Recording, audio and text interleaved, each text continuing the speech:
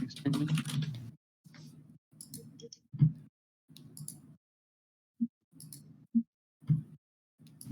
Hello.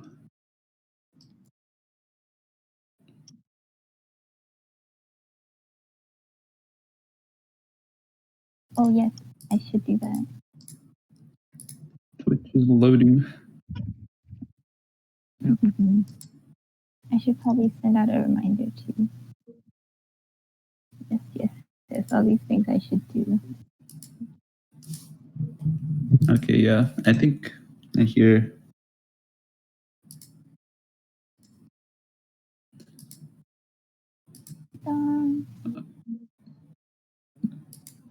I don't think it's loud. Oh, there's a bit of a echo. Oh. Well, you sound like it's. Oh wait, hold on. Oh, I think it's because you're on Zoom and I'm listening to you on Zoom and on Discord. Okay, yeah, that's good.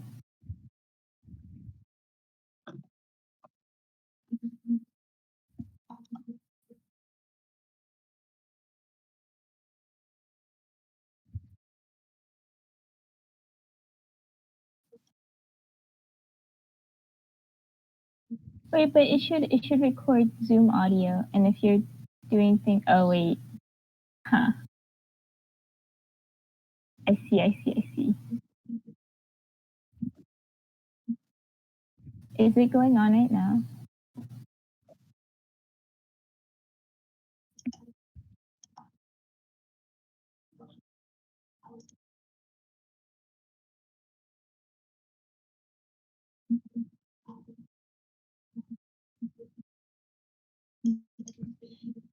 Should you guys move to like another channel then? Or should we move to another channel? Like, we should probably move to the Discord channel. Yeah, I'm gonna do that in a couple minutes.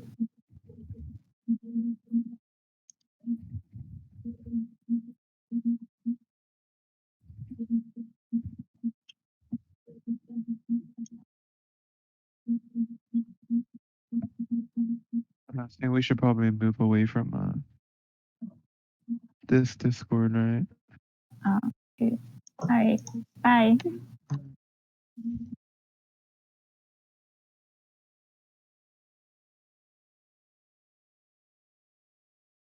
Whoa.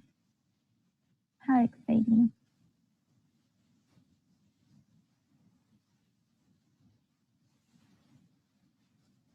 I think I'm gonna try with my mic on in the stream.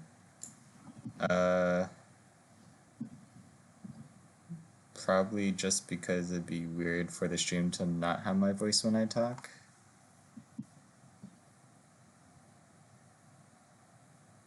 Oh, there's a lot of white noise though. Okay, maybe I'll just turn it off.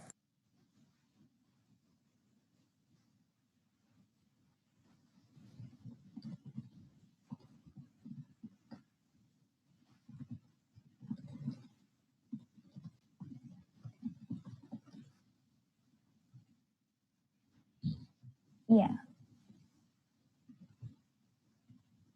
think I'm gonna share the Google Drive folder for people to follow along in case things get laggy on my end.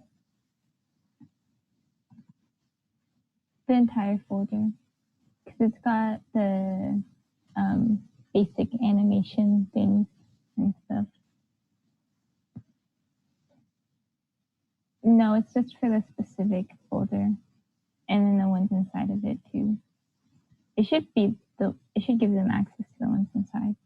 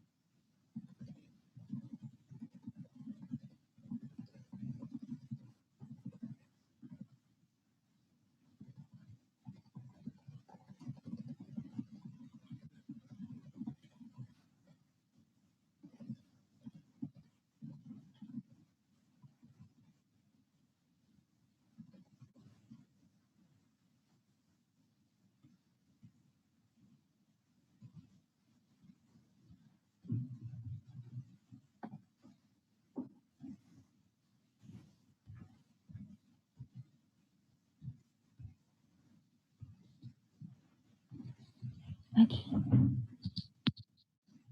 I should probably turn on my camera and start screen share. Oh wait, no, my camera's already on. Wow, my past self was so on top of things.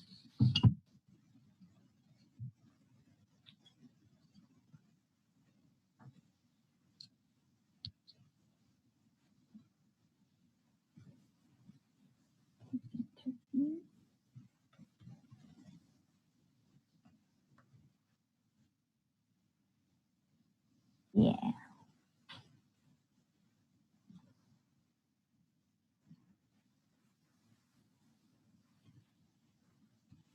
I guess I'll share my oh, can you give me screen sharing abilities or permissions? Should probably open Krita ahead of time. Oh, yes. Hi, Jimmy. Hello. All right. Gypsy.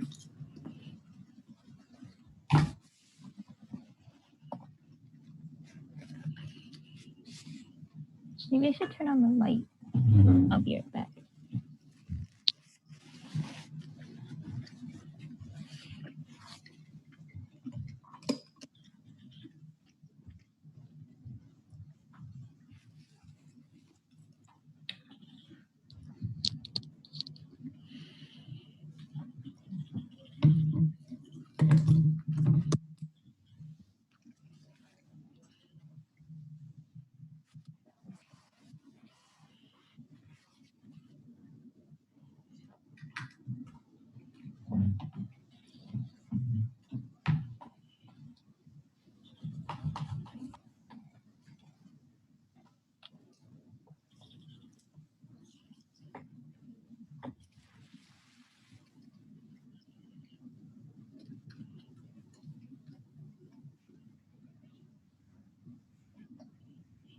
Whoa.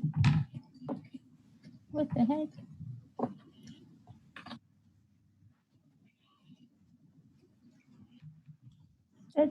That's kind I of want to hear you.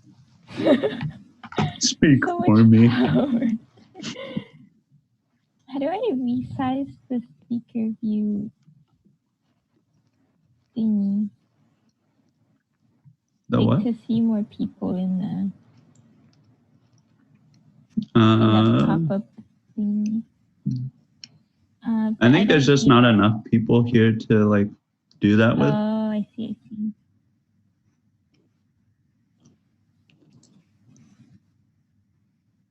Oh, but that's like outside of screen sharing, right?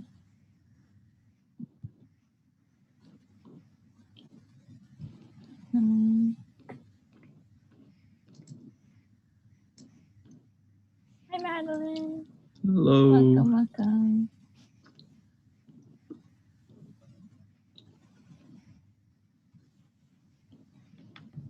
Oh, hi, Matt. Hey, Matt. Hi, I was working on code, but then we passed 2 more tasks.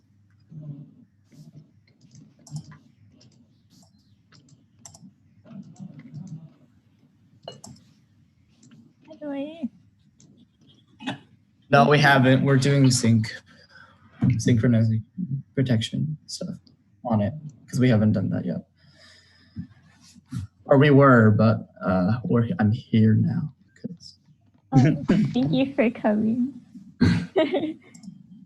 Yeah, we're raiding. We're the Alex Wong raid. The Ralph 4 raid.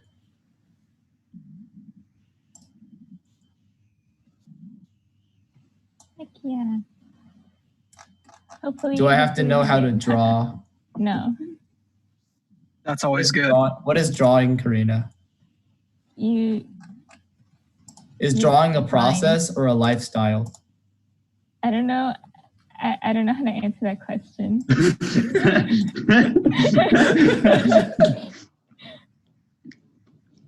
I already had my philosophy class for the day. I don't want to.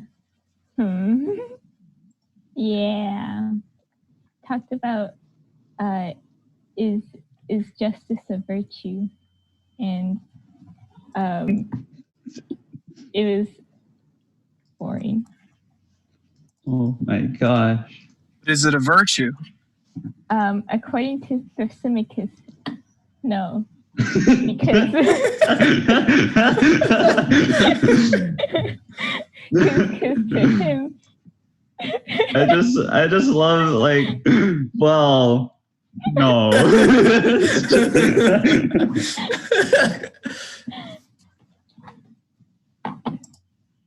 It's just like, wow, I asked this really insightful question, and then no, bad question. Right. Oh, it's not. it's Dang. Okay. the reasoning is so dumb. I don't know. It's like, I don't know.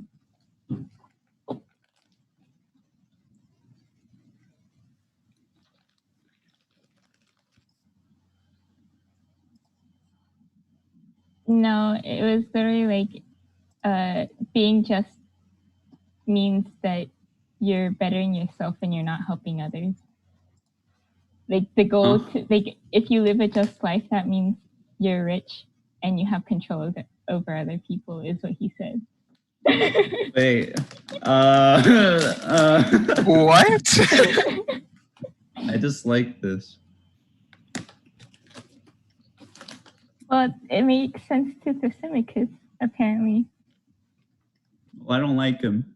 I don't know who that is, and I don't want to.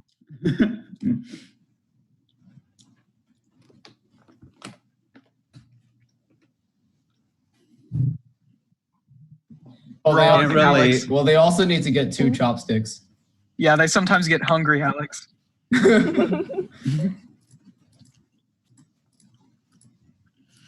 Okay, I don't know when I should get started.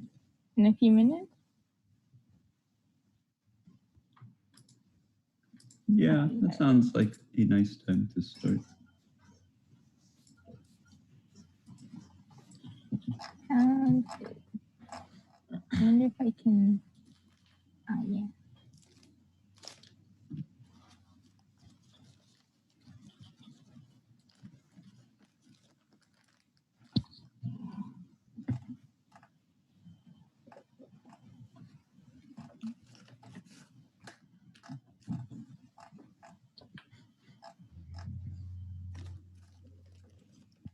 Y'all have like an animation program on your computer ready to draw.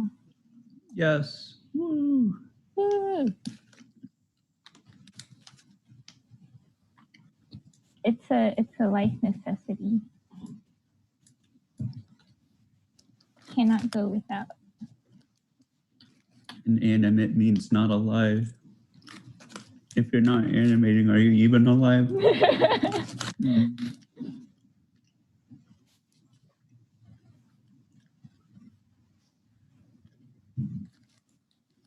I'll just keep myself pretty low.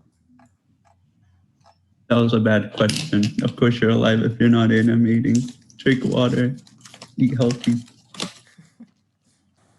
Thanks, Jake. Sorry. Lifestyle. I didn't like the note that I ended on. It felt weird. Felt so negative and like encouraging excessive work culture. No, bad. We have fun here. We got it. Yeah. So is Krita just like you draw stuff and you also have a bunch of cool things in it that lets you animate stuff? Yeah, it's basically like Photoshop but free. Yeah, pretty good.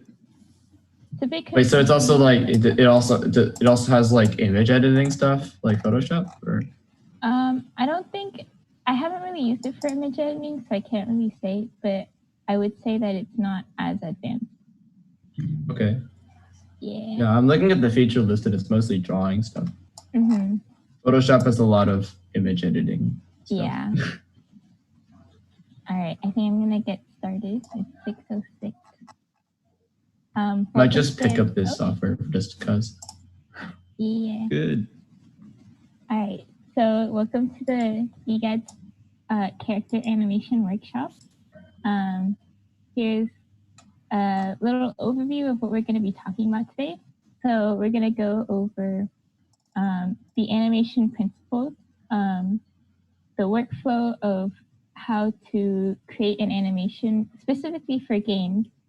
We're going to make an animation together and then learn how to create sprite sheets from that animation to put into Unity, or at least to prepare it to put into Unity. All right, so the basic, I like whittled this down to like the bare minimum, but like the core parts of almost any move is anticipation, smear, the main key, and return to idle.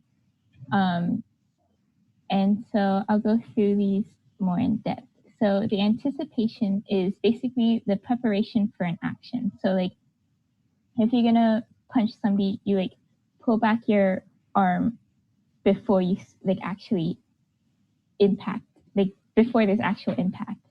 The stronger or the longer the anticipation, the more impactful or powerful the resulting action will appear.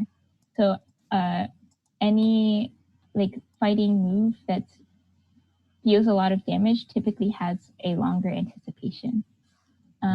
So here I have like a little rough example of what anticipation for a punch might look like. So this is starting from the idle position, and he like pulls his arm back, woo, and he's winding up. Here's another example with like a more heavy set body type. There's like the idle position again, and he like pulls back his arms, and he like holds it at the peak of the movement. So player characters generally need to move a lot faster than enemies to feel responsive to the player. So you probably won't have a whole lot of time for anticipation. So typically in games, when you do like a jump animation, you often leave out the anticipation just because the player wants to be in the air immediately after they press the button. Here you can see an example of the difference in time of anticipation for an attack. Like while the Guardian is like charging up its blast, Link is just like hacking and slashing away, you know? So on that note, enemy characters need to telegraph their movements to give players enough time to react.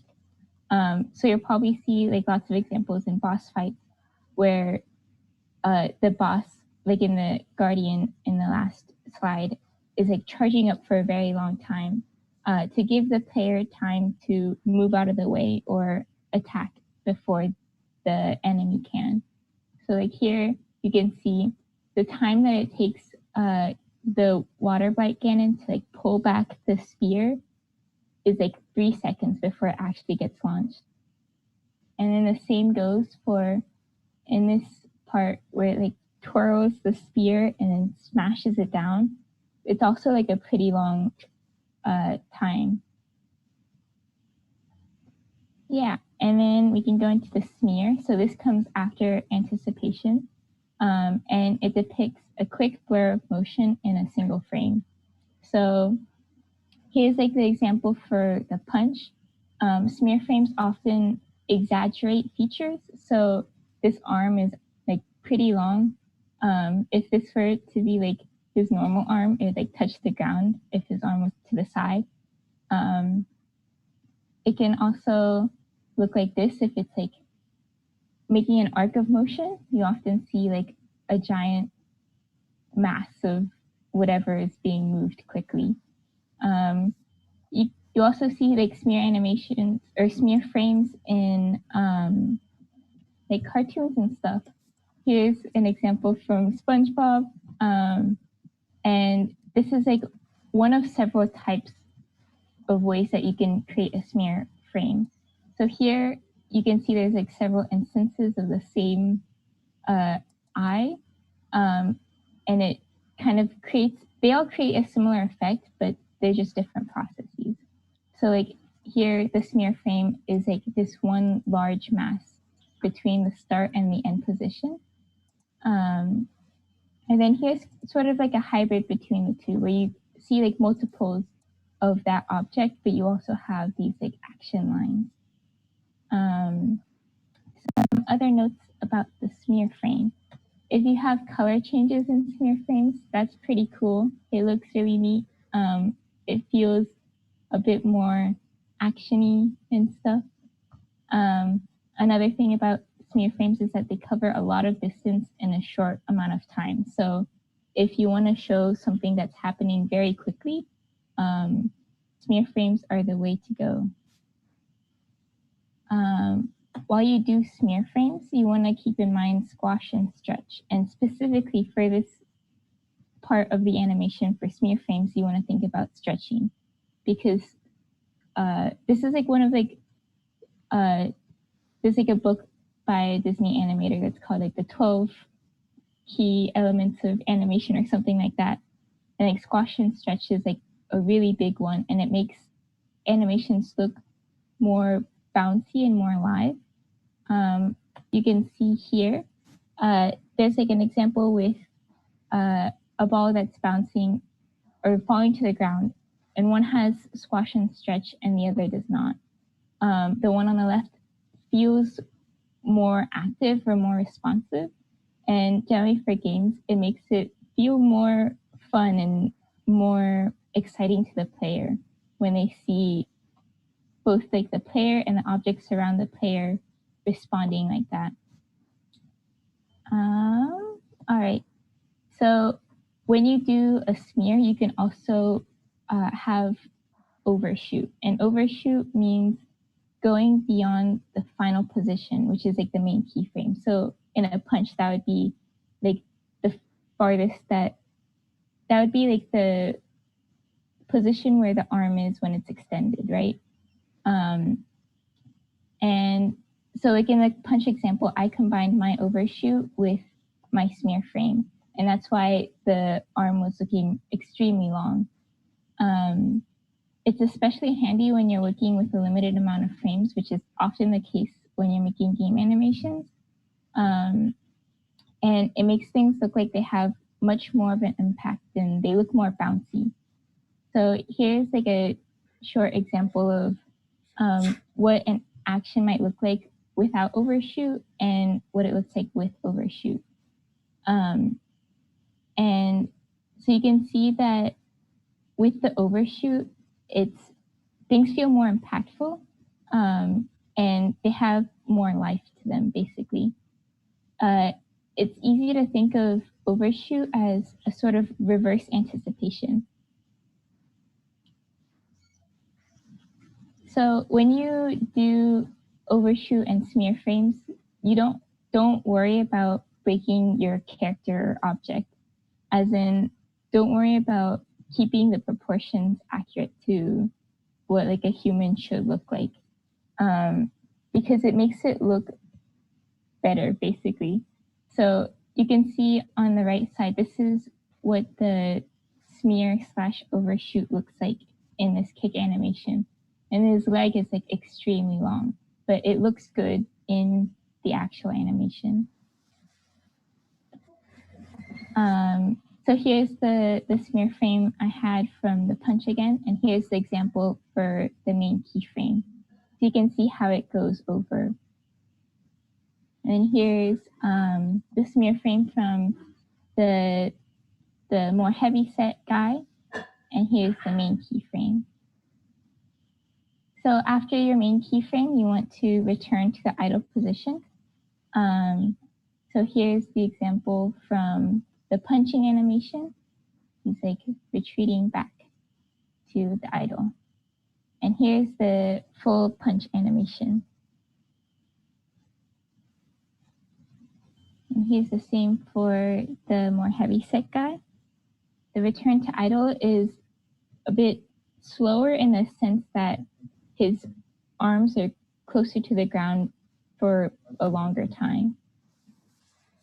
So you can see that this frame and the main keyframe are pretty close to each other. And then there's his idle. Here's the full animation.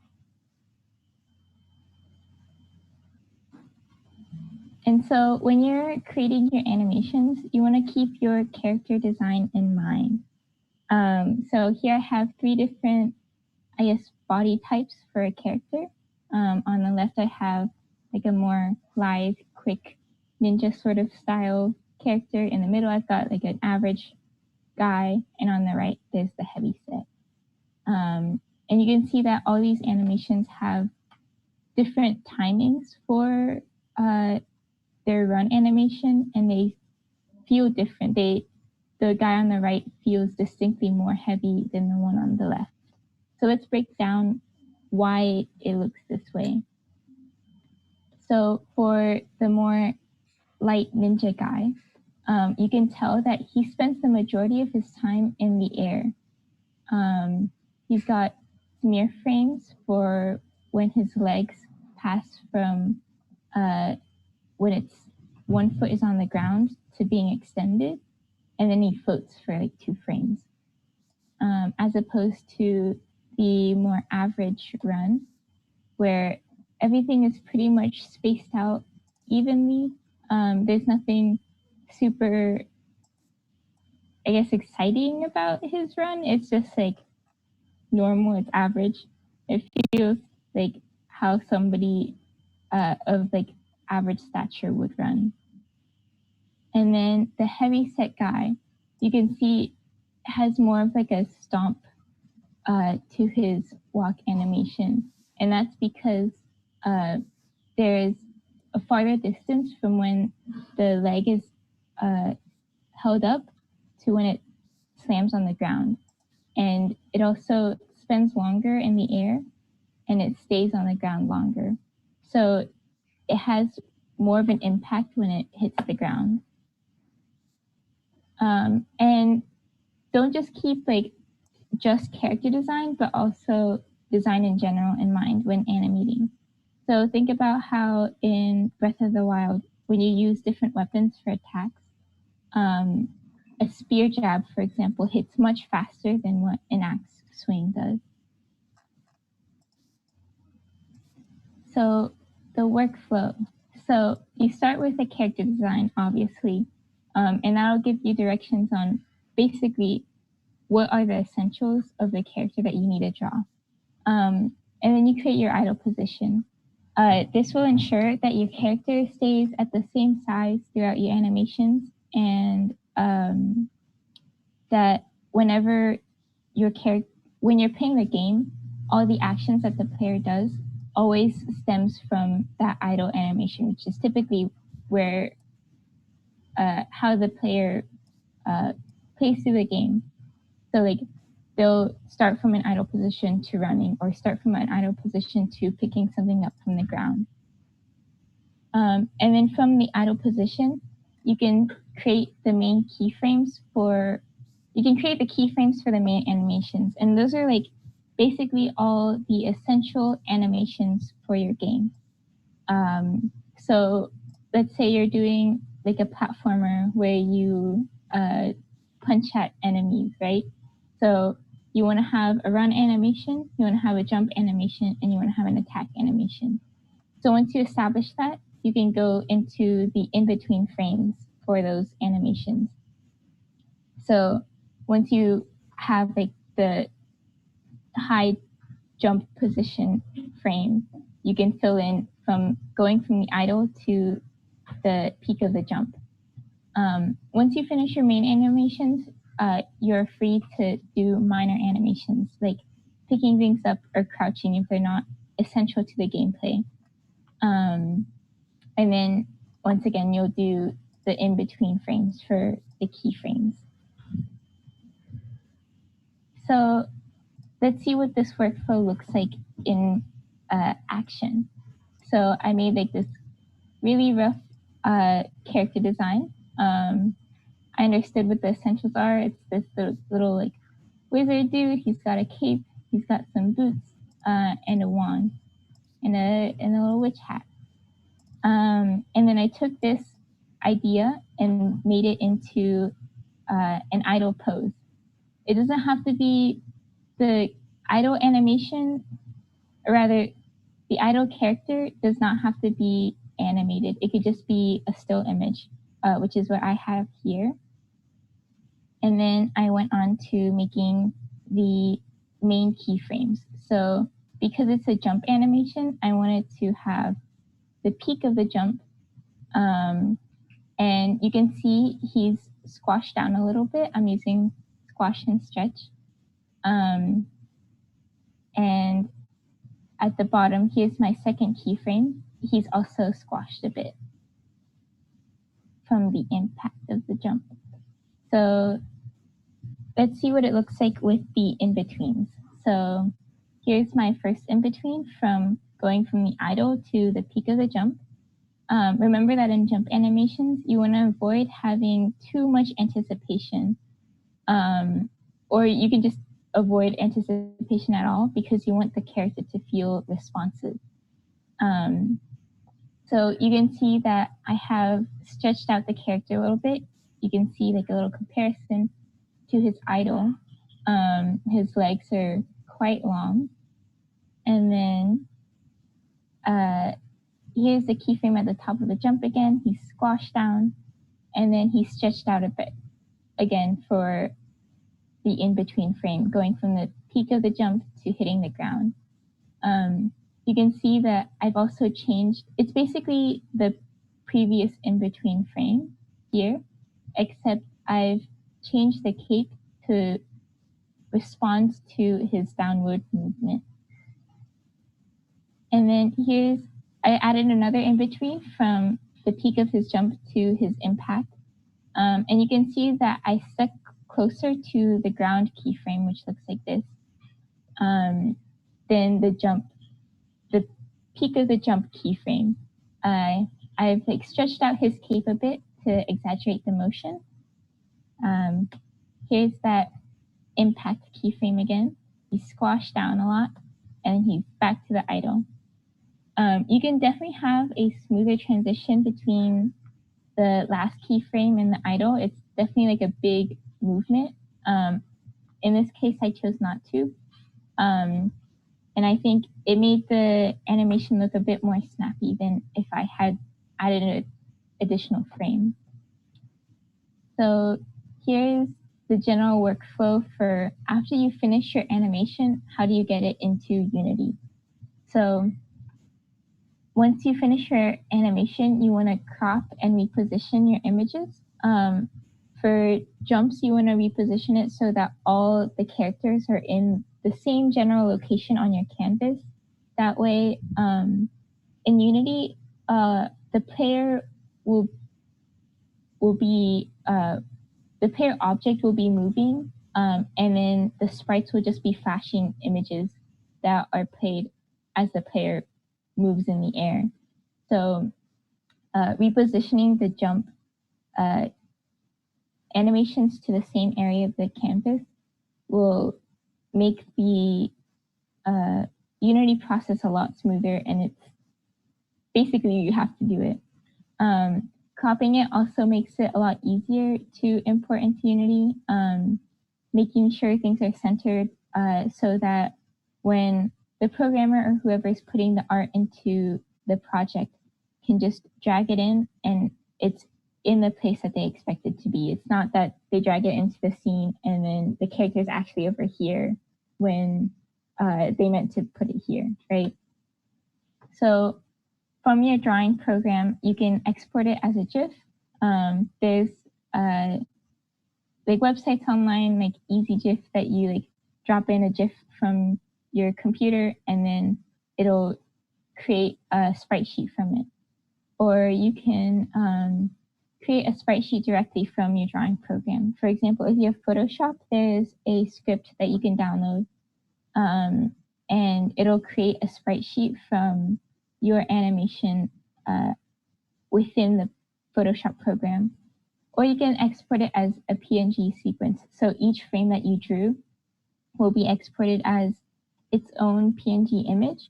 And then you can either import that directly into Unity, or if you don't want to deal with so many files, you can use like a website or something that compiles your PNGs into a sprite sheet. and then bring it into Unity. So what that might look like with our wizard jump animation would be, first we would reposition all the jump animations. So I've dragged down the in-between and the keyframe and the other in-between. And you can see here's like a little GIF of his jump, but within the same, within the general canvas position as the rest of the frames. You can tell that he does like a little bit of a dance, and that's a fault on my part. The animation should be fixed up a little bit so he doesn't do that in the air. And then from the GIF or from your individual PNGs, you can create a sprite sheet. And this is what it might look like. It can either be things, all the frames in one line, or they could be in a grid, like frame 1, frame 2, frame 3 are in one row, and then frame 4 and frame 5 are on a row below. And you might notice that in this sprite sheet, the idle is not included. That's because I use the idle as a reference for the jump animation. If you were to include the idle frame in the sprite sheet or animation in Unity, then it'll take 1 frame longer for the character to start jumping and 1 frame longer to stop. So that kind of looks like if the character was to be in its idle position and then the player presses the jump key, it starts to move up, but it's still in the idle position. So it does like a weird levitation thing. So just some general things to keep in mind. When you're creating animations, you're creating movement, not individual pieces of art. So remember to remember your foundations of animation and of like anatomy and whatever. But be sure to push your boundaries to make your animation look cooler and more fluid.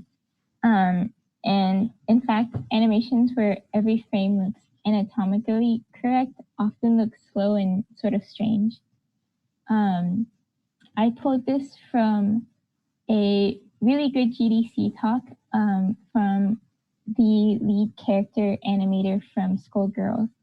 And one of the pieces of advice that she gives is that, especially when making animations for games, you want to favor your keyframes. And what that means is making your in-betweens look pretty similar to what your keyframes might look like. So this image here and this image here are the keyframes to this animation, and this is the in-between. And you can tell that these two look very similar, but it has like a sort of it gives like a bit of a pause before pushing that impact through. So it makes things look very snappy and satisfying. So I have some references linked here. I included the GDC talk from the Skullgirls animator, and then she also does like a very good like animation process thing for like an hour of her going through how she animates an attack. And now, does anybody have any questions before we move into actually drawing an animation?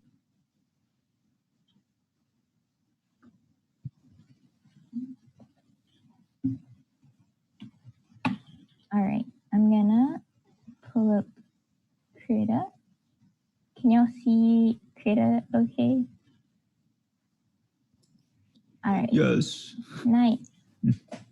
So I'm going to create a document. You might notice that I have some windows open that you might not. Here, I'll like close them so we can go through opening them together. So if you're new to Krita, this is basically your tools section, I have, oops, let me use my actual stylus. You got some tools here. There should also be a window with, let's see, space. Oh, docket. Brush presets, I believe. And this will show you all the brushes that you can choose from. I'm using this one. I don't know what it's called. It's a hard round brush. And then I also use, let's see if we can find it. I use this one, I think, which is also a hard round brush, but this one's smaller. And I have them saved as like its own group, so it's easier to find. So when you're doing animation stuff, you can go to settings, Dockers, and then you want to open animation. It'll pull up this. You can have, this is basically where you control your animation, starting and stopping. You got onion frames and your frame rate and the play speed. Then we'll also want to open the timeline. Once again, that's settings, Dockers, and then timeline. And this will pull up your animation timeline. So each one of these squares is your one frame. And you might notice that if I move through frames, it doesn't look like it's doing anything. It's not changing anything. To do that, you want to first insert a frame. So create blank frame, and then it'll start the animation side of Krita. So I have a frame here. These are frames with the line through them are hold frames. And basically that means it repeats this first frame. So I want to make, if I want to make a new frame, I'll click create blank frame, and you'll see it's different now. So if I go back to this one, it's what I first drew, and then here is what I drew afterwards. So here's my really quick animation. Another window that you might want to open is the onion skins window, and that will pull up something that looks like this. And you can basically show which frames, or how many frames in advance and how many frames before the frame that you're currently on, which is 0, are shown when you have onion skin on.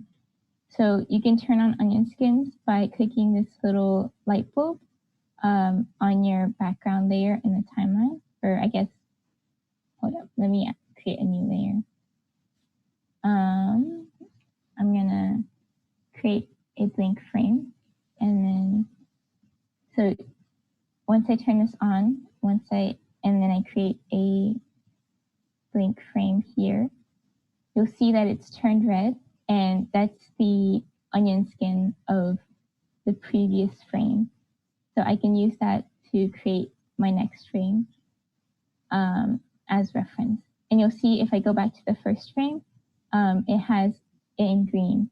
And that's because I set my future frames to be onion skinned in green and my previous frames to be onion skinned in red. I typically have it so that I only have one frame in advance and one frame behind that are shown, just because that's easier for me and that's all the information I need to see. All right, so I'm going to clear my background layer.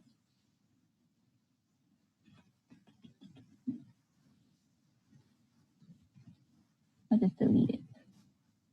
And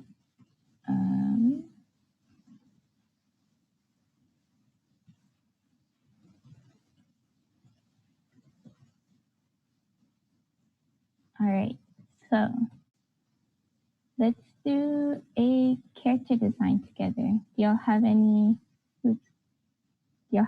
preferences for what our pair might look like?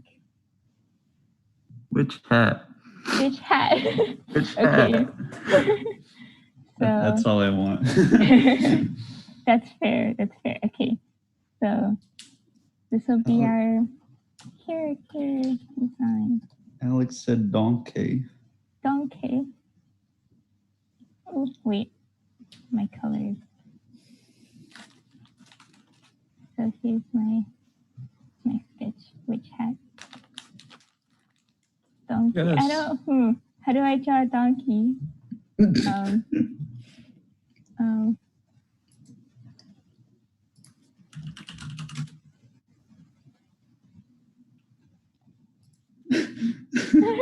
kind of looks like a goat. I don't know what the difference is between goats and donkeys. Yeah, I think it's the eyes.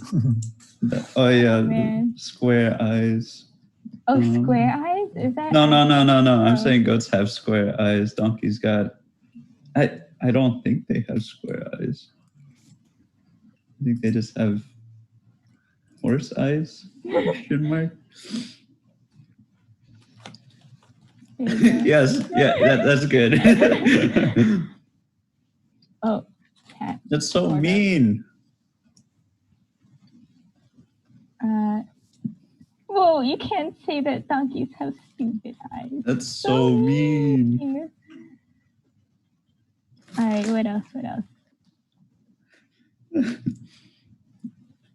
I'm gonna do a biped because I just can't. I'm not skilled enough to do quadrupeds or whatever. That's fair. Let's see, what else? By making a biped, you only have to animate 2 legs. True. It's efficient. Alex got canceled within like a second, and now he already posted his apology. Let's see. He did have he'll have a scarf. He's a cold boy. And then what else? Let's say he's a shepherd, but he's a donkey. You know? But he's also a donkey. I don't know what shepherd stuff look like either. Okay. That's okay. He has a wizard hat, so it's a wizard shepherding stick. Shepherding one.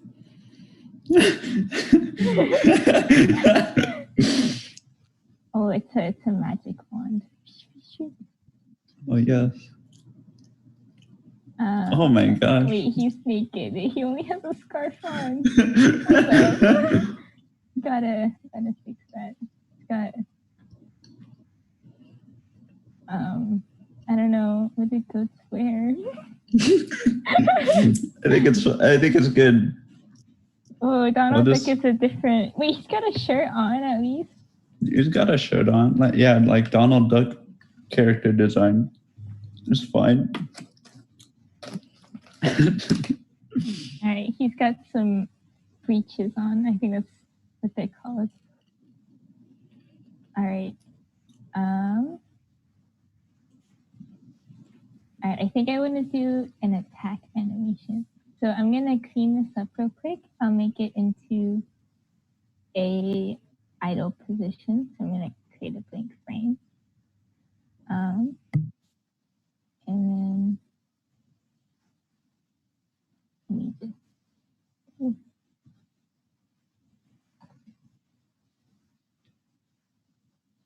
bring down the opacity.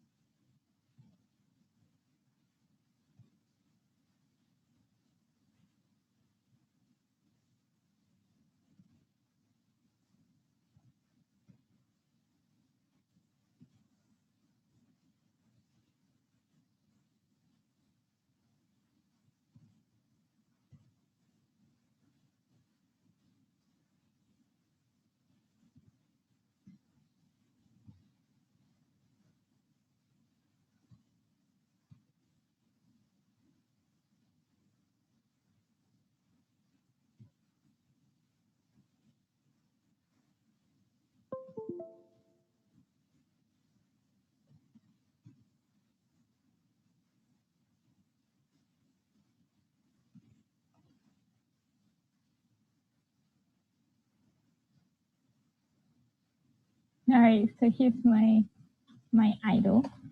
I'm going to, first I'm gonna make this a little bit smaller. What a And cutie.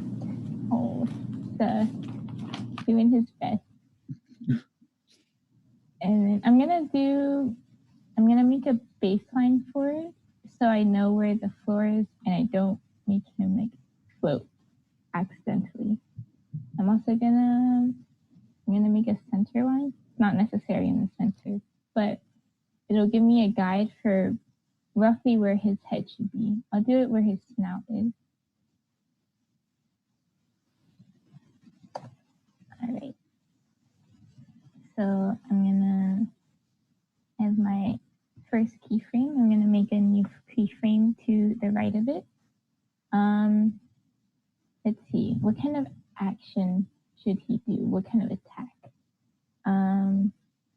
They do something where he's like whipping his like staff forward, like just like hitting it forward, I guess swinging it forward, something like that. So let's create the keyframe for that. So let's see, he'll be like staff will be extended. Ooh, it's not a straight line. He'll be like crouched down a little bit. He's focused.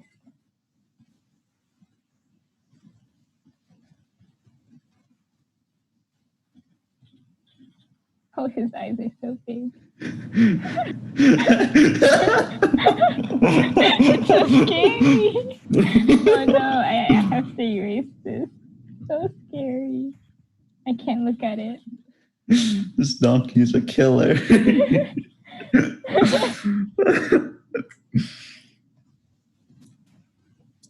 Like a chihuahua.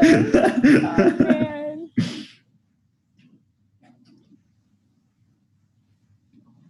It kind of goes out in action. Here's one hand. Here's another. Ooh.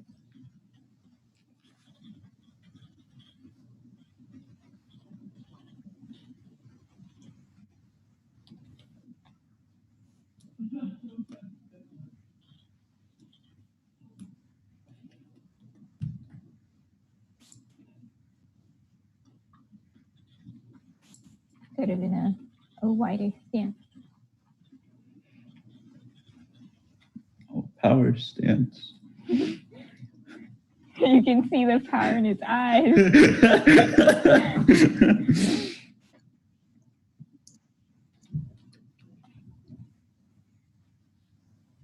Okay, it looks bad, but that's okay. All right, so then this is basically the only keyframe that we've got. There's not much else to this action. It's just like him like, and that's it. Maybe we'll like do a little bit of a hold there and we can do some visual effects to make it look like there's like magic going on. Let me make this a bit more. Do that.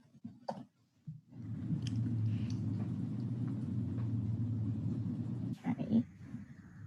So I'm gonna make some in-betweens in between my idle and the main keyframe.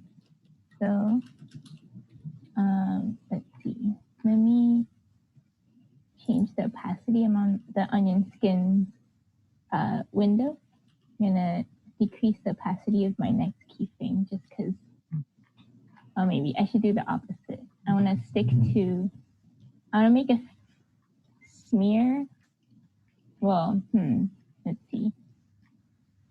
I would want to do a bit of anticipation before he whips the staff forward. So I think actually I'm gonna have another keyframe where he's like pulling it back. All right, so we'll do something like his stance is starting to widen. But his legs are getting taller every time.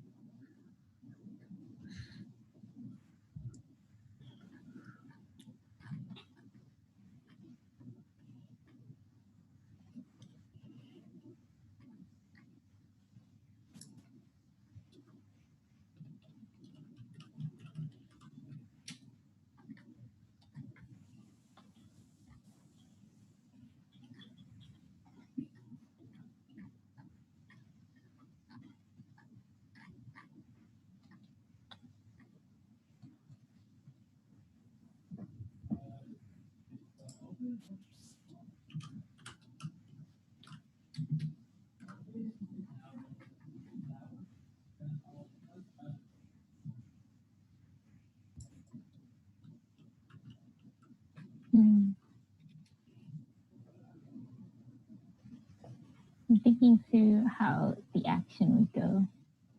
Maybe it's he only has one hand on it, or his hand moves from the idle position, his free hand moves from the idle position to latch onto it and pull it back.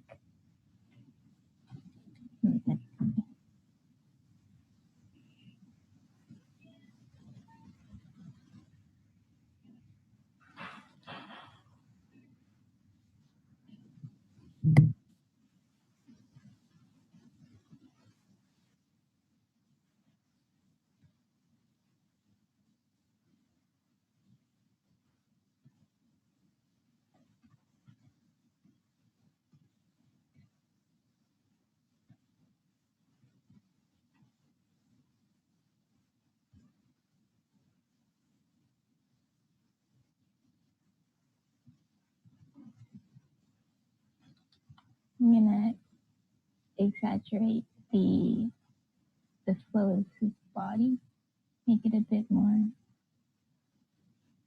of an arc back. Is his hand coming up to hold the bottom of it, and then let's make this part clear. Like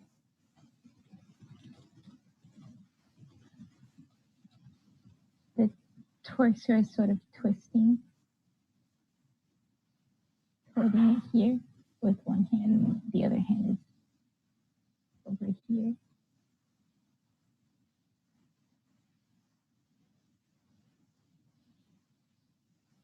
It's angry, he's ready to attack. The eyes of the killer.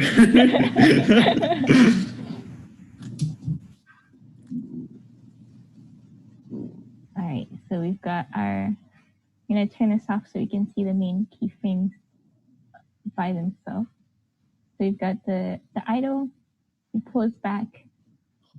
I can fix that up a bit. He pulls back, and then bam. Dead. So I'm gonna copy the idle and then paste Bonk. here. I'm gonna paste it at the end so I know kind of like where to return to. So paste from clipboard. Oh, oops, did not do that right. Right click, copy to clipboard. I'm gonna create a new keyframe. Paste from clipboard. Yes. All right. The staff kind of breaks here for a second. Let me fix that. Okay. His eyes are so scary. Oh my gosh. I'm just gonna, let me fix that.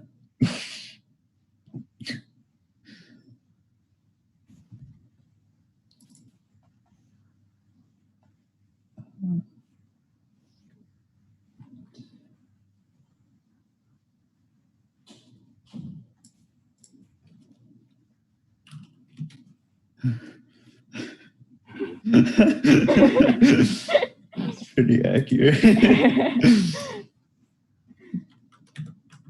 so true.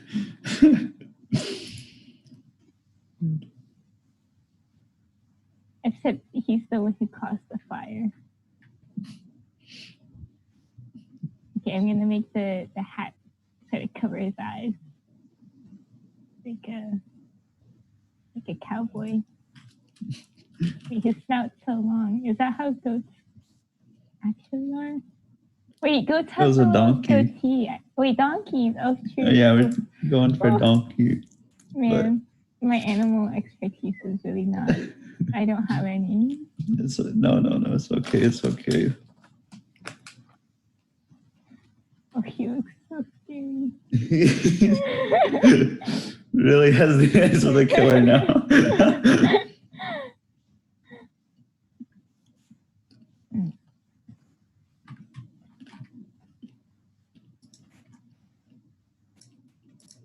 And it moves down.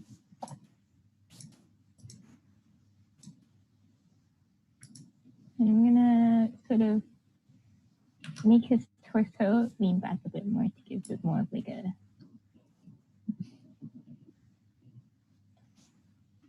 make it look like there's a bit more anticipation. He's like really putting all his weight into that swing. He's ready to kill. All right, now I'm gonna do. Starts off so cute. And then really super aggro donkey. Here's his scarf flying out. And then it'll like whip out back here. Oh dang, he looks kind of cool like this. Like, oh man, that's such a power pose. I'm scared of him. You should be.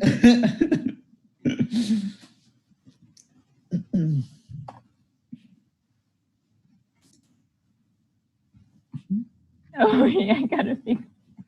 Let me copy and repaste the idol. All right. So now I'm gonna do the in between. Turning back on my onion skins, and then I want to focus more on the first keyframe instead of the idle. I want him to snap back into his like preparation to attack. So let's see. I'll do something pretty close, somewhere in between, but still closer to what the green looks like. Make his ear flap a little bit. It'll like the tip will drag a bit from the action of leaning back.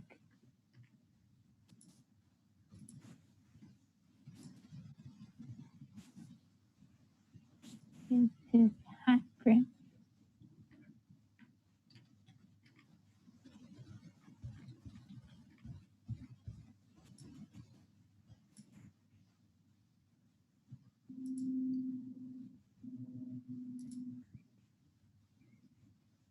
And I'm gonna put like a bit of a smear on his, oh, that's a lot of a smear, but there's gonna be smear on his scalp. Just to I guess fill in the movement a little bit. And I'm gonna fix this up because I wanna make this sort of like a clear arc. So I'll pull this part down a bit.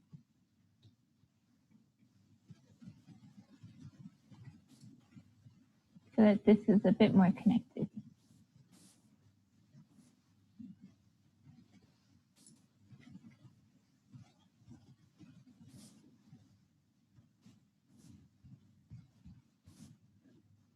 This is scarf. I'm gonna have this hand not quite get to the staff yet.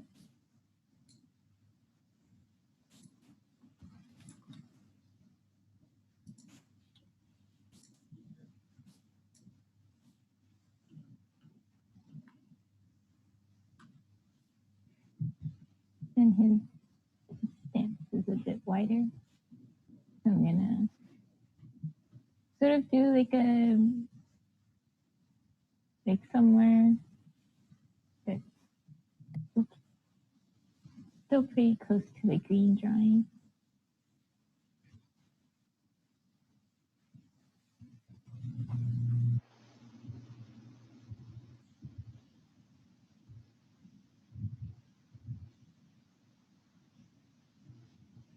And here's his hand. You can see that this is sort of the motion that his right hand is going in. Is that right? Yeah, his right hand, the one that's holding the staff. So I want to make the in between sort of fall there. So I'll put it about here. Just as it, and it's this sort of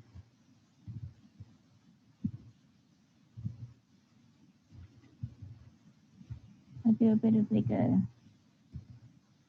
smear on that too.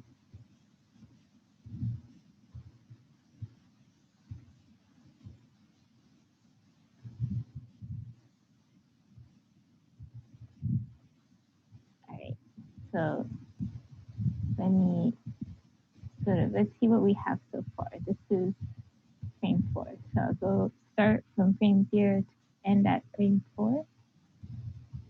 This will probably be like a 8 to 12 frames per second animation. So I'll do 10 for now. We'll see how that looks. And this is what we have so far. You can see he's pulling back, and then the end is very quick, but we'll fill that in with some more in between. So let's go to going from the pullback to the smackdown. I'll do a pretty big keyframe or smear frame for that. So I can kind of predict that this will go something like this in this arc motion. So I have a smear that sort of runs the staff, sort of like in that shape. I'll also probably do something with the hat to show that it's like trailing behind. And then what else? I'll have the scarf sort of move to over his shoulder. His stance is gonna widen out a little bit again, and then we'll have the arm movement too. So let's draw that.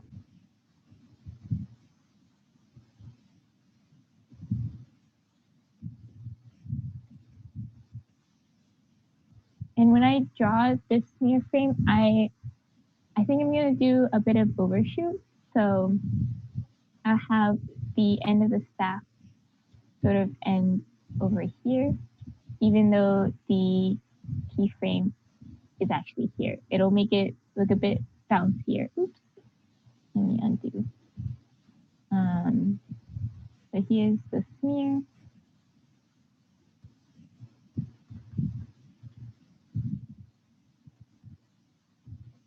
And it does like a, wait a minute, the curl goes in the wrong direction. Okay, we'll fix that later. So here's the hat brim. I'm gonna, still pretty close to the green, but I'm gonna make the smear sort of fill in for that. So here's the top of the hat.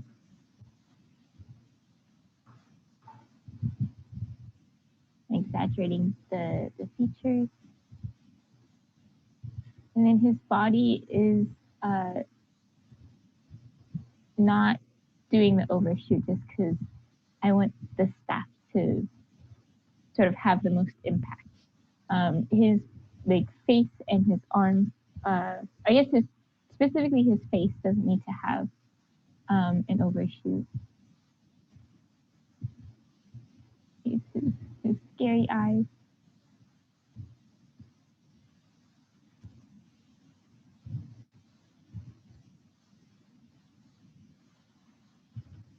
Here's his hand.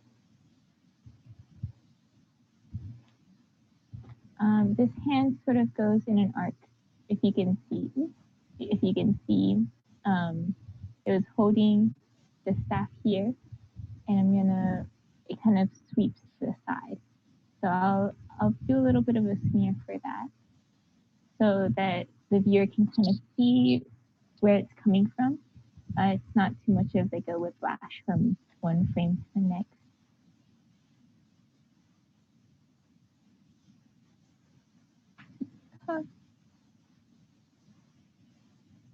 I'm gonna have, this is the scarf, very roughly drawn in.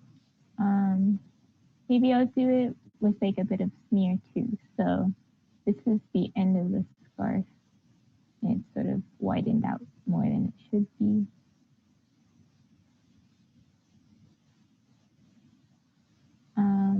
Here's the right hand that's holding the staff, or that's at least been holding the staff from the start.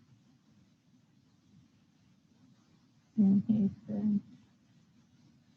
the, which, yeah, so the end of the staff should be on this side, I think. And here's the wider skin. So I'm favoring the green. I'm gonna make the red a little bit lower in opacity.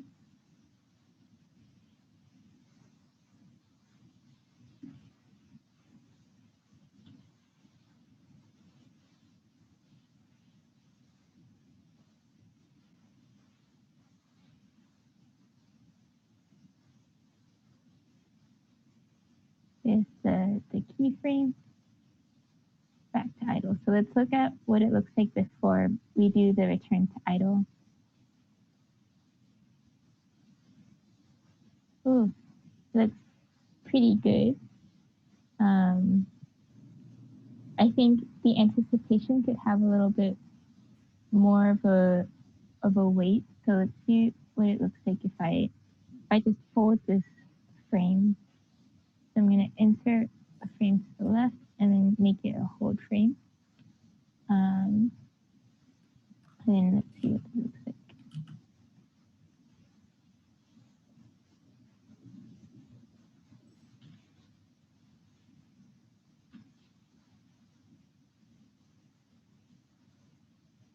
All right, I'm going to do the return to idle.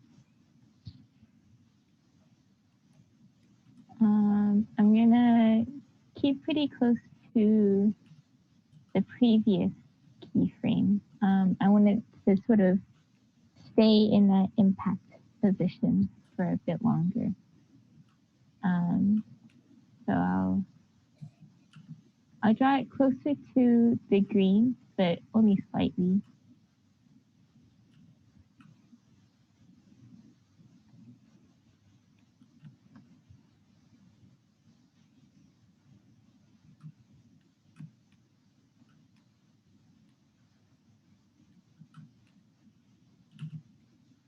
I'll do a bit of some like scarf moving in the wind sort of thing, to show that there's still motion going on.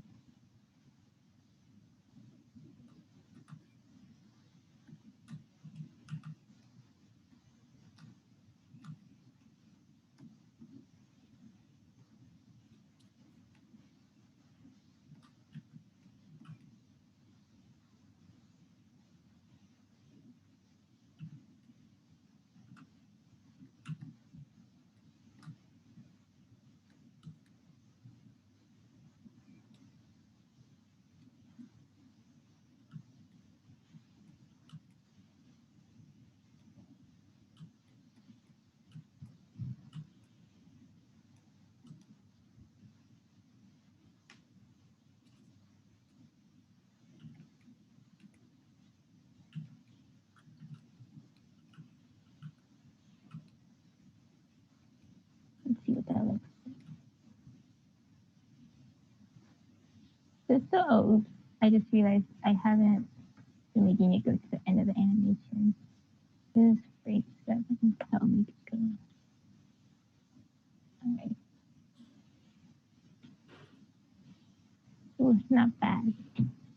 feel like the impact could be held a bit longer. But not a bad start, not a bad start. I can also tell that the staff sort of gets really, really long when he pulls it back compared to the idle. So I might just like make the idle frame staff larger just so I don't have to fix up the rest of the frame. So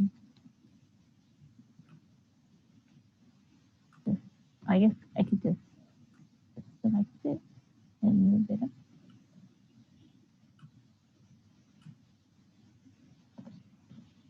And then fill in the gap.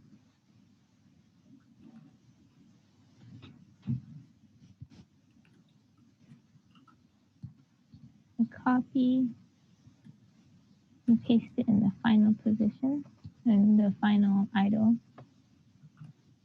And then see.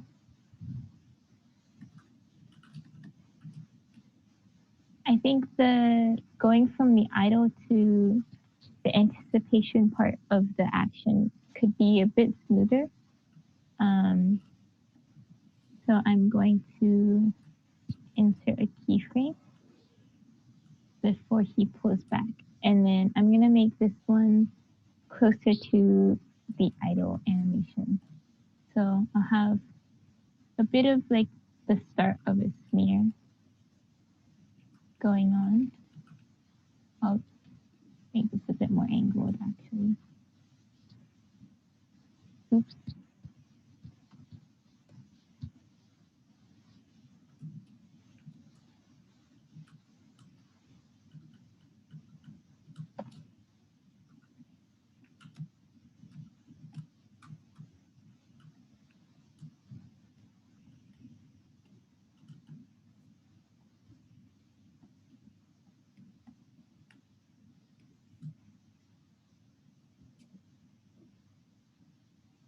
Starting to puff his chest out a bit.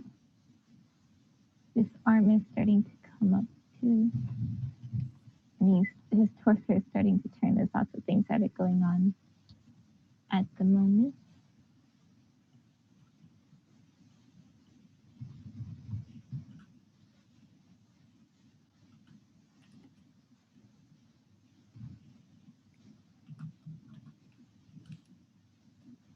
Let's see, where is his scarf thing? It's in front of him. So I'll have this sort of start to fly out.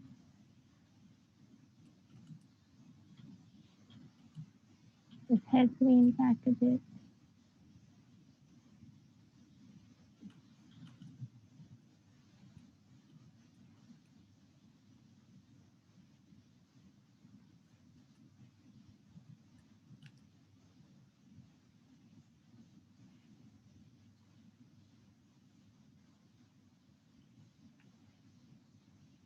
And the red is really just making him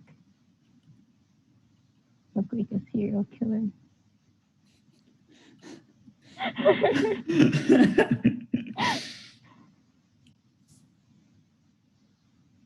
Or maybe he has pink eye, I don't know.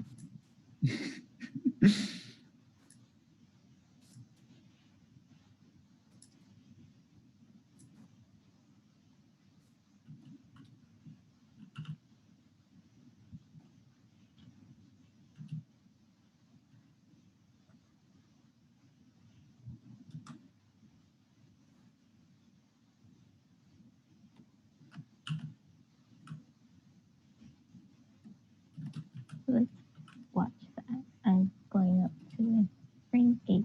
I'm gonna change the end time again and then see that through.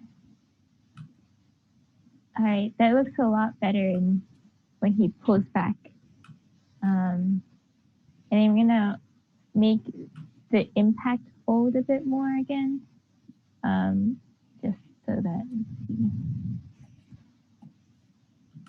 it looks a bit more snappy. I'm gonna insert a keyframe, make it a hold frame, Let's see what that looks like.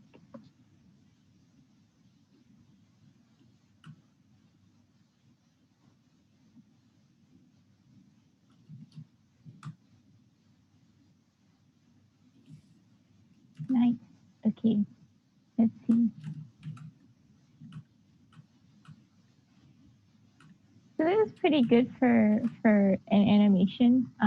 It's pretty short. Only 7 frames long because the first and the last one are just the idle poses. And yeah, like the punch and the slam down animations that I had in the presentation, those were I think like 5 or 6 frames long.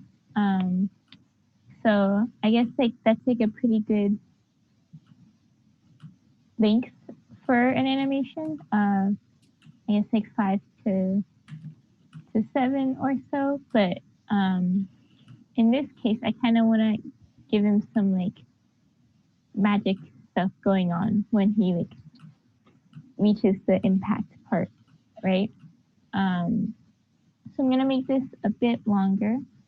I'll add some keyframes here so I can do the magic bit. Let's say we'll do like 3 frames of magic bit. Oh, I gotta adjust the end time.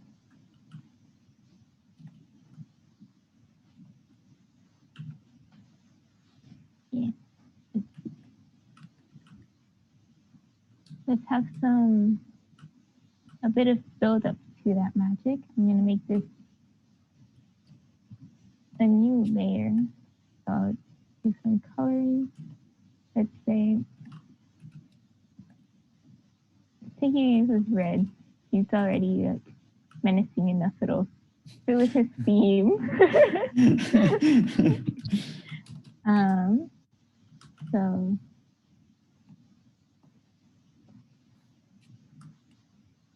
I gotta make, now that I have a new layer, I have to do the same process of creating a keyframe or a blank frame within the layer on my timeline. And then I'll turn on onion skin with the light bulb icon. This a bit of a strong red, like more of a pinkish color. I'll just turn down the opacity. All right. So let's say his magic stuff starts happening the frame after his idol. So let's say there's a little bit of like a red here going on. I'm gonna include this in the smear frame. It'll get bigger. I'll have, oops, I just made a whole bunch. I'll have some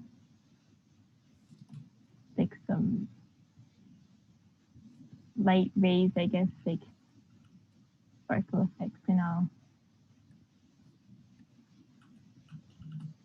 do a bit of a smear frame to show the dragging motion.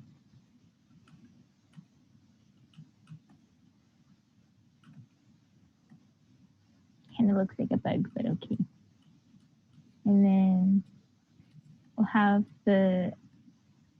more of that trail, but a bit less because this smear frame isn't quite as dramatic as the previous frame. I'll do a bit more energy buildup,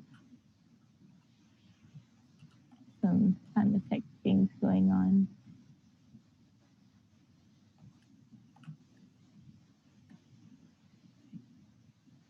Let's see, I'm gonna turn that off because I don't really need it. This is where it holds a bit, so I'll do, the energy is going inside. Woo!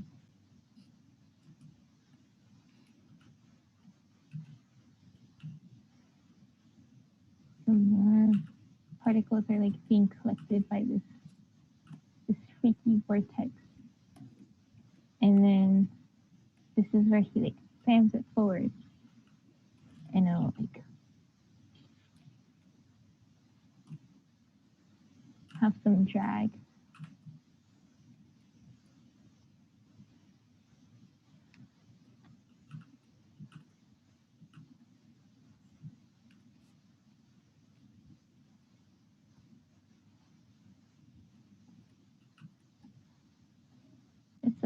Let's look at what that looks like so far.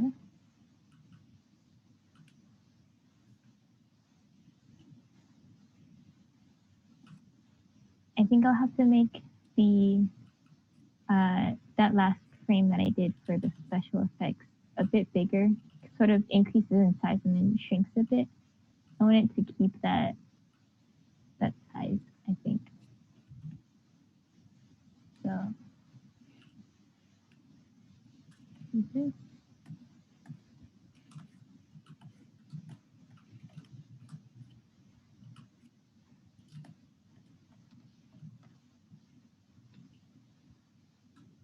Let's see.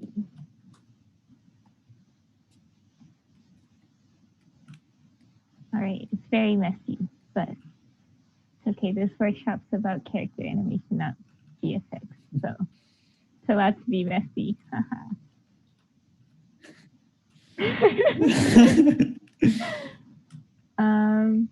Let's say this sort of does like an outward blast. So I'm gonna extend my canvas so I have a bit more space. How do I do that? Image. Resize. Oh, not offset. Image. Image. Resize canvas. I'm gonna make it like, right? I think that would be good size. Yeah.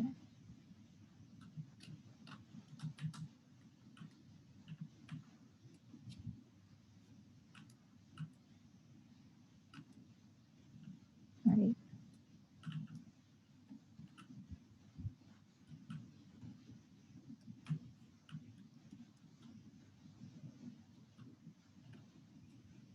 So I wonder what it would look like if I made it shrink down for this one moment that it's like at the keyframe where he slams his staff down, and then after that it'll sort of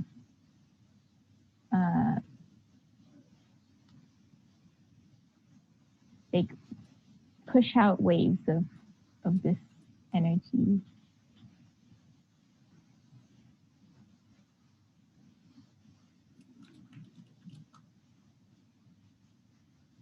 Here's the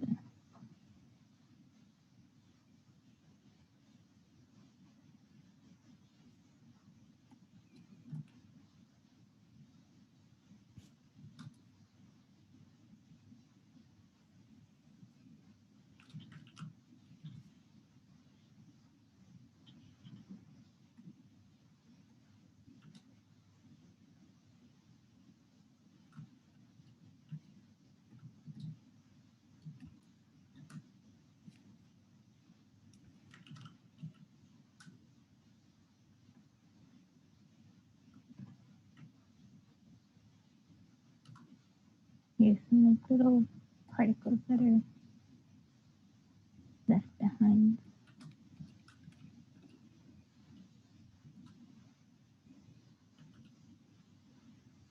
And then that's that. So let's see what that looks like.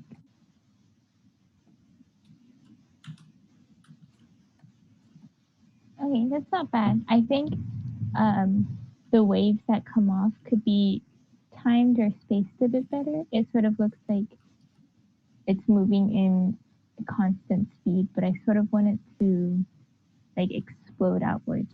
So it'll stay close to the staff for a little bit before like being like very far away. So but I'm gonna transform this to be a bit smaller in size and closer to the staff. same for this one.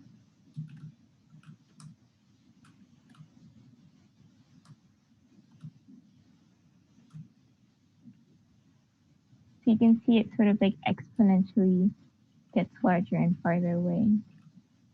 I'll make this one even closer, actually.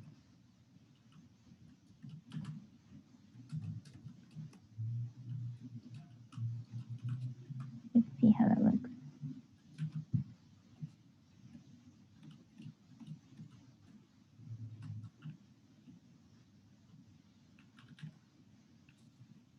Yeah, I think it's not bad. It could be better in lots of ways, but that's okay.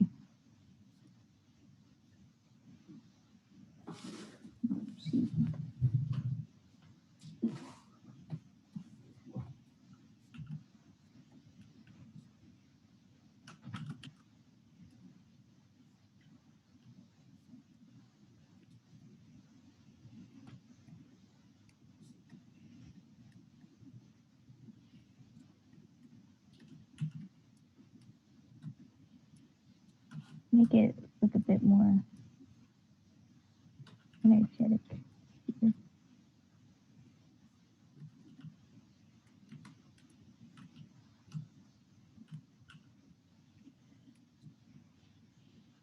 These energy particles, these dots. There they go.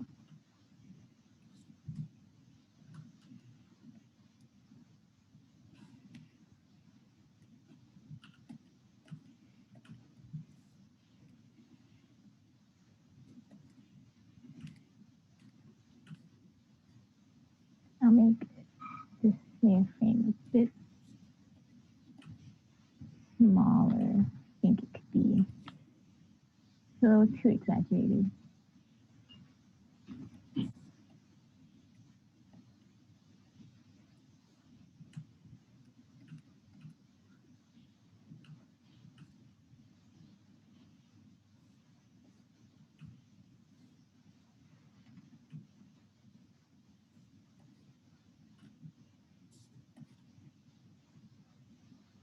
All right.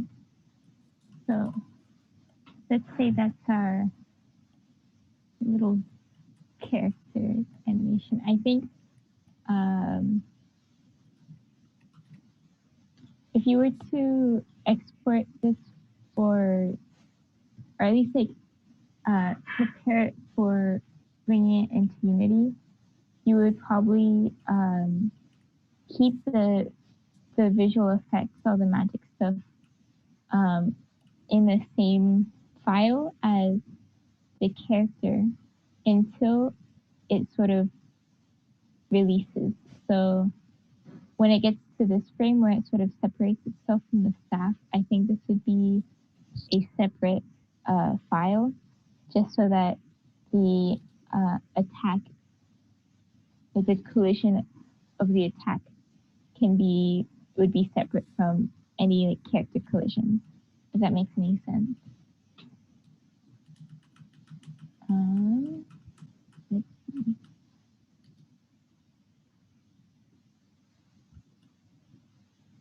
But for now, I'll just export the character by itself, because I think it could work even if it didn't have the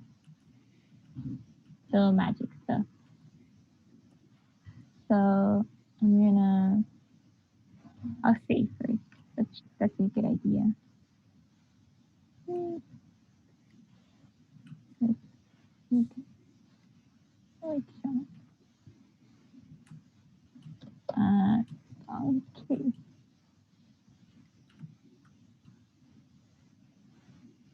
All right, and then I'm gonna crop it. I should look at the frame that sort of expands the most.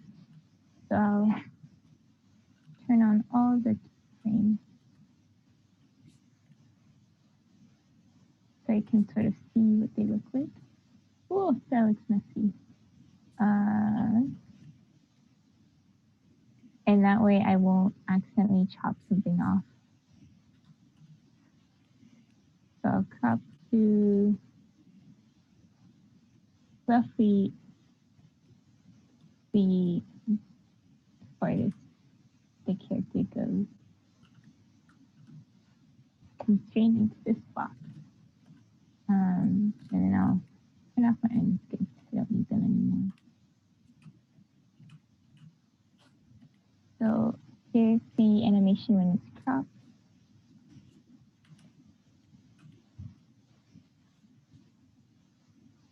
Obviously, you'd want to color this or clean up the lines a bit before you do anything. I'm going to get rid of our little guidelines here. I'm gonna put like just like a quick white background on it so it doesn't, so I don't just export just lines. When I create our sprite sheet, it's gonna be very rough. See if I can turn the background into a different color. So I can sort of see what I'm doing.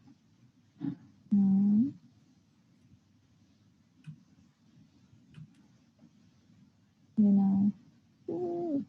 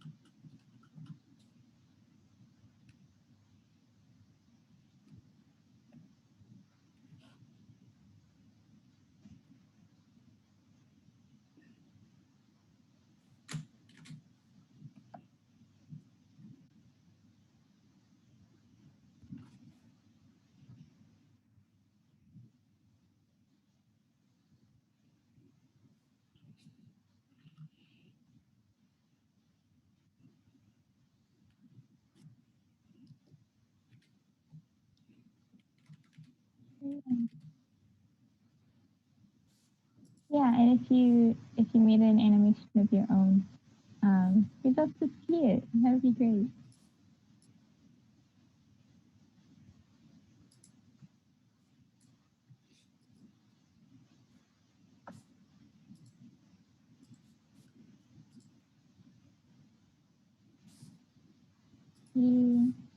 Woo.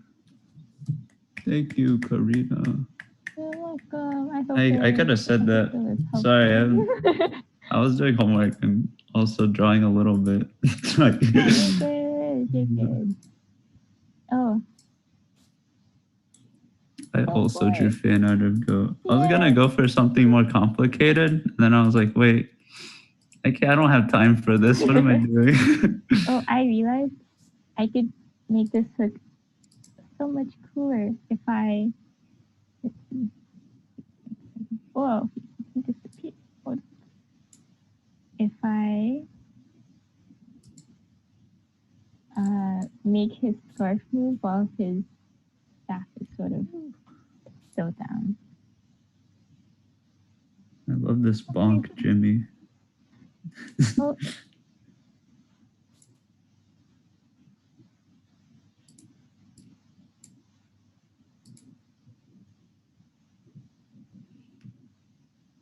Wow, so cool. So threatening. Actually, wait, I could.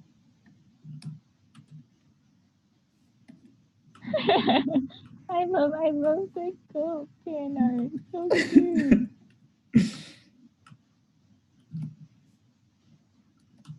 Wait, he's a donkey. Oh my gosh, I keep forgetting. Ah, I'm sorry. Basically the same animal, don't worry. Sorry for all the donkey fandom out there. Okay, I'm gonna do the little. I can make his hat also wave in the wind.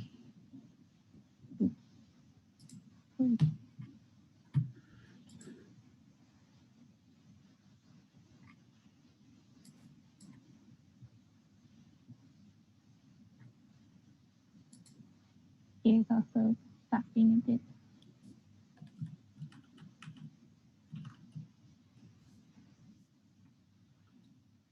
Look at him. The hat down, the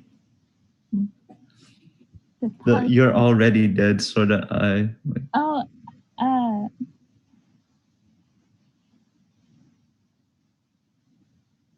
makes him look so cool. Makes him look a lot more normal than. Are you saying this doesn't look normal to you? Oh wait, hold up. I did this on the wrong layer. Oh no. No. Let me just. I did not use the polygon tool. I think I used. You mean like the fill or just like the visual effects part, Ethan? I'm just gonna. Oh, the fill. Oh, I used the bucket tool. I just have it set to the hotkey G, so it's so much easier. So like, Oh, if I okay. go like this, I have B, and I'm on the tape bucket tool. Yeah.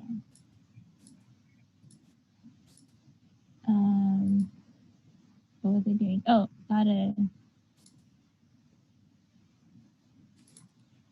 fix the poop. Add that back. Um,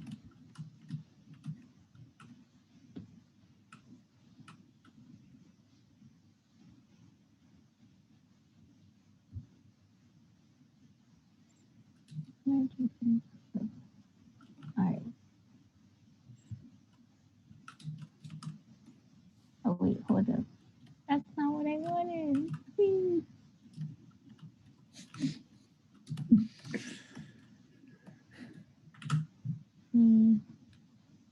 Copy to clipboard. Delete this. Paste from clipboard. That not work? No.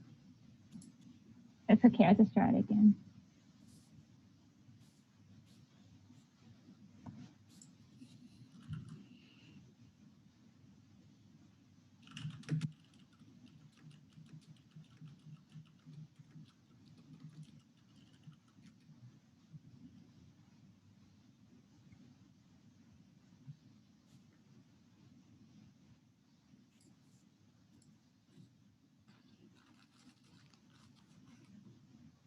If you don't, that's okay. I understand. I understand. It's so hard. It is hard. So much work. It does feel really good getting into work, but it is a lot of work. Oh, it's okay. If you just make up something, you'll just say like, oh yeah, that's how it's supposed to look, you know. It's just a style. Oh, nice. It's a bit hard to get used to if you're not familiar to drawing programs. I think I could have explained how to use Krita a bit better. I mean, even if you are familiar with drawing programs, it's like pretty different so from much. them. It's just it just like put things in their own places. Yeah, I'm not used to having so many windows, but Yeah. Photoshop kills my computer if I'm streaming with it. And even if I'm not streaming with it, it's like so slow. Just its existence, it just slows everything else down.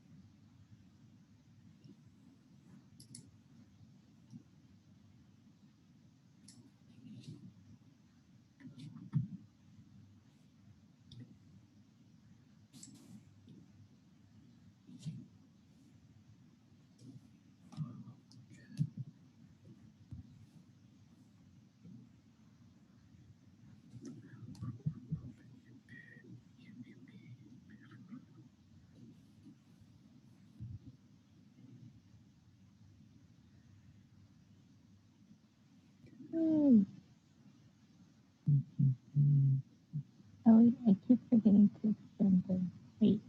Hmm.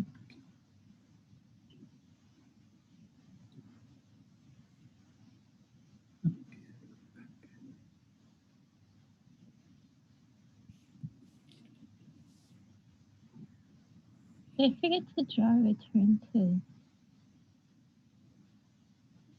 item. Mhm. Hmm. I'll just do that right now.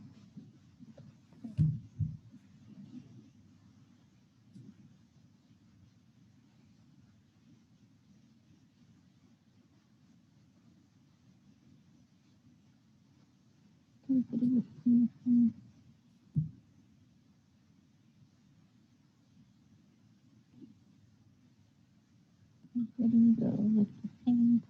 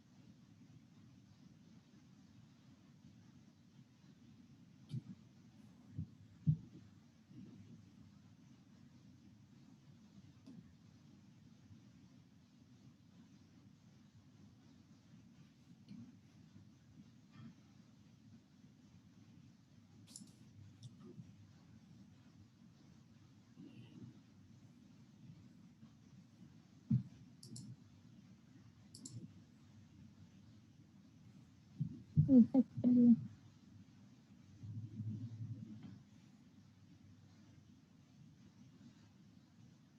Could do one more. Why not? Go for it. Woo. Make this one closer to the idol. It sort of snaps.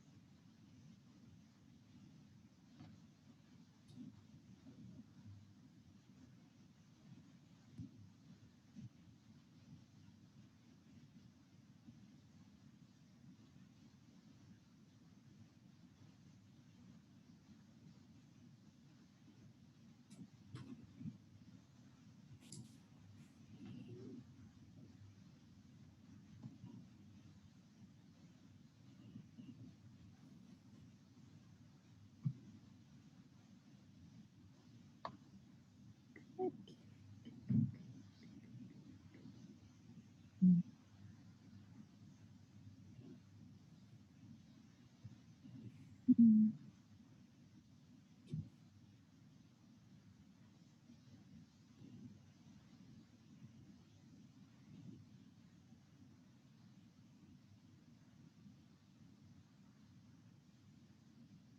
So big.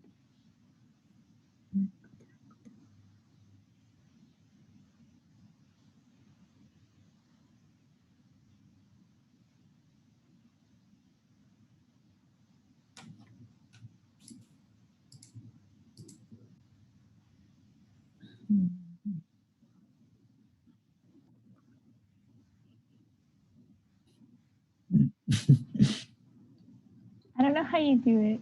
Like, I can't not.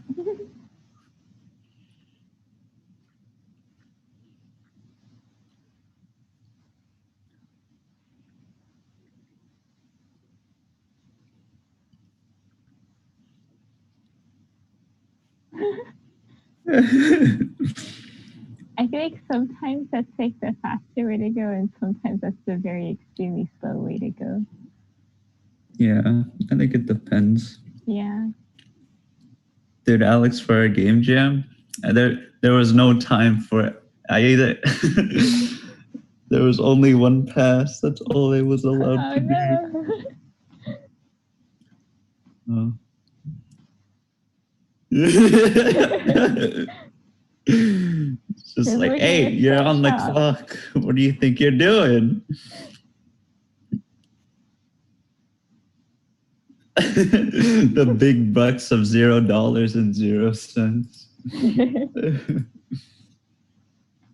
Okay. Some of my best animations, though. I think maybe. They look so good. Oh yeah, let's just the white background.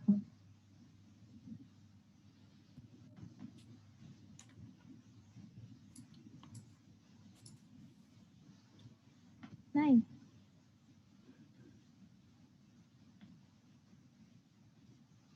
Mm.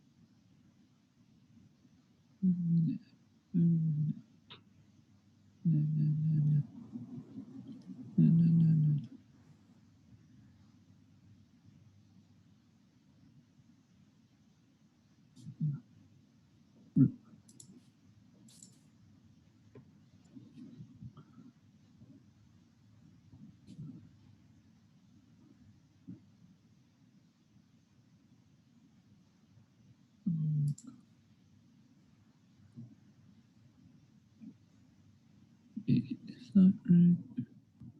Oh. Oh well.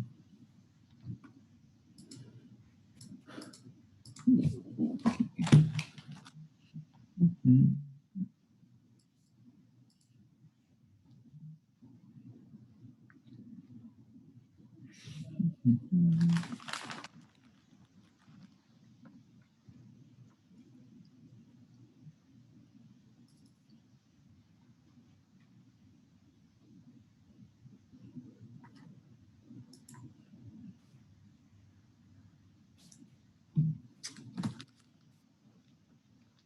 I'm so bad at coloring in the line. It's okay. You're just held back by your tablet. If you had a screen tablet, easy. Unleashed. Unleashed.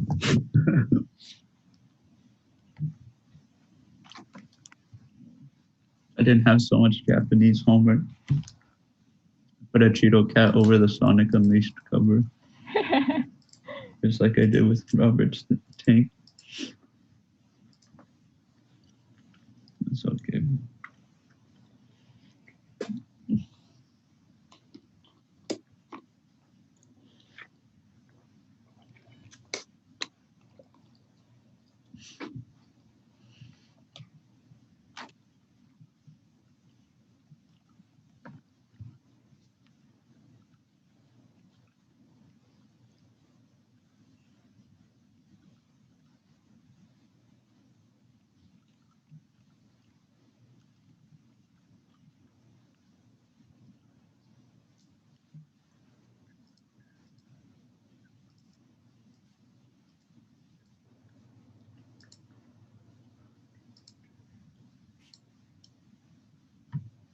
Of course. Thanks for coming, Ethan.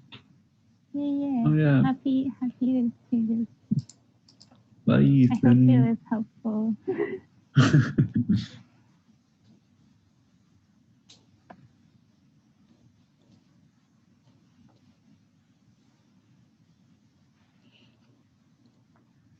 Oh yes, giving inspiration. Go witch. Go. Go witch. Go. Like a goat warlock. Go. I don't know, what's the difference between a warlock and a wizard and a witch? No. What's the difference There's no between a difference goat there, and of a course. donkey? I've been getting confused all night. Wait, okay, I'm so. What do donkeys actually look like? They have round snouts. Donkey. Dopey. Oh man, I totally missed the mark. With all due respect, they're a lot uglier than your character.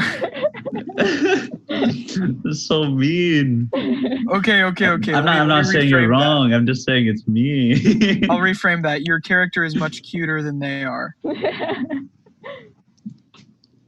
Oh, donkeys can be cute. These aren't Maybe. these aren't ugly. They aren't ugly.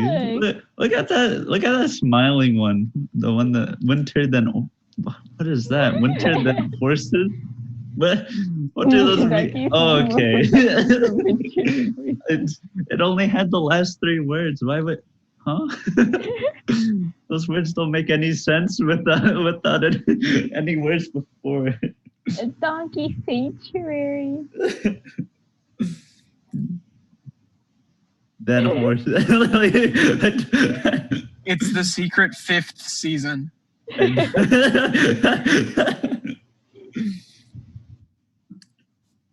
Man, he does look like a chihuahua though. Yeah, I Not can see a gonna lot of lie. animals within this OC.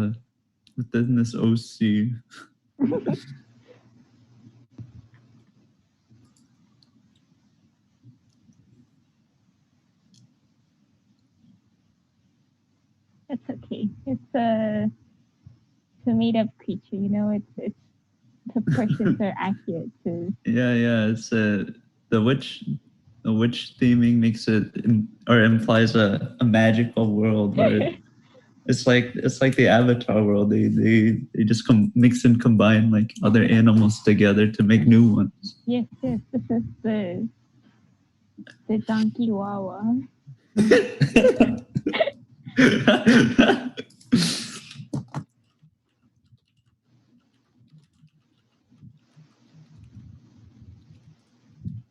It's just a great background. So you can see all the glorious coloring that I did. Beautiful.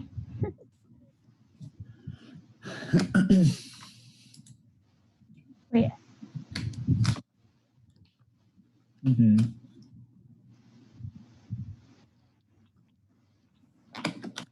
yeah, I'm done. All right. Okay. I appreciate it.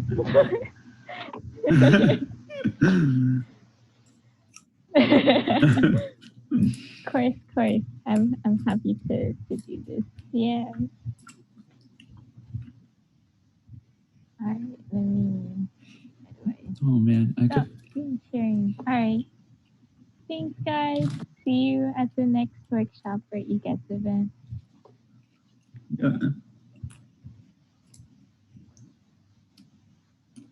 Woo! Woo! I love Oh no. events. Man, I hate state machines. I only want event system. Just kidding. I like state Anyways, machines. thanks for coming. Bye. Sorry, bye. Thanks, y'all.